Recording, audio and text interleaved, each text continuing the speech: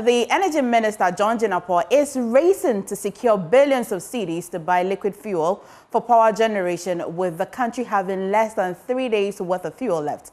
He's set to make a last-ditch effort to secure funds from Cabinet to avoid national power shutdown. Thank you, Chairman. Today, as I sit here, this morning, my headache is how to get the next parcel of liquid fuel. The fuel we have to take us 2.6 days. We've placed order for fuel, but it has to be paid. We've procured some fuel on credit and working with the Ministry of Finance to pay. But the truth is that the Ministry of Finance also has its limits. And so we'll be going to Cabinet to discuss how we can improve on the sector. And that is why we are pushing for some private sector participation in ECG's operations. It does not entirely solve the problem, but it takes us to another level. Because if the collections are reduced from the 40% to say 5%, it means that we'll be collecting more. Cabinet has also adopted a position, and we'll brief you, Chairman. All MMDAs are supposed to pay for their electricity bills. They have to budget for it. We've identified what we call critical institutions. They include the health sector, the education sector, the security agencies, and the presidency. Even with that, so if you take the health sector, it's the theaters, the laboratories, the wards that will be exempted. If you take the educational institutions, dormitories are not part. Restaurants are not part. Only lecture theaters. And so we've classified that. And Cabinet is granting the approval and will publish that. Even what we term as critical institutions, the Minister of Finance will have to budget for it and pay.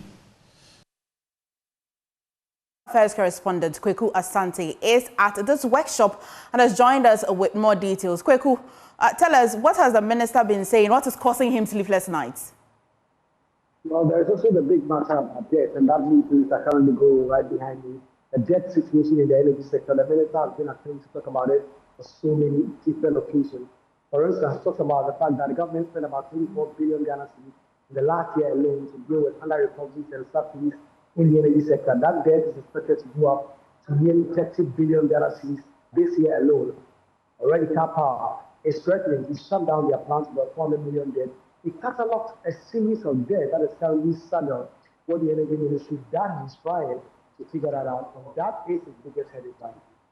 Well, Kweku, again, we're learning that the ranking member on Energy Committee has been raising certain issues with big businesses. What has he been saying? So according to George the ranking member on this committee, in his opinion, there are certain big companies that are out there that are not paying their bills. He believes that that is one of the big issues affecting the energy sector, together with the matter having to do with under-recoveries, ECD's inability to claw back all the energy it supplied and be able to get that money back and pay all the other players in the energy sector. He believes that is a big issue. If the ECG and government are able to fix that together with the under-recoveries, the Electricity Company of Ghana and the power sector in general in the country will be stabilized. Well, Kweku, I know that you also have them on record. You want to show us that? Yeah, the energy minister says all the specifics having to do with the debt situation in the sector. 24 billion cedis in energy sector, either you call it subsidies, under recoveries, or shortfalls. This year, it is estimated at over 30 billion in terms of the shortfall. Yesterday, we had a session with the finance minister, and a lot of the people here were there. We require about $1.1 billion to procure liquid fuels alone. Unfortunately, and the PRC is here, the liquid fuel is not part of the tariff structure. And so you will be buying close to $15 billion of liquid fuel, and that has to be paid by the central government because it's not part of the tariff structure. As if that is not enough, what you call the reserve margin, which is a necessity, because you just don't bring plants to meet exactly what you consume.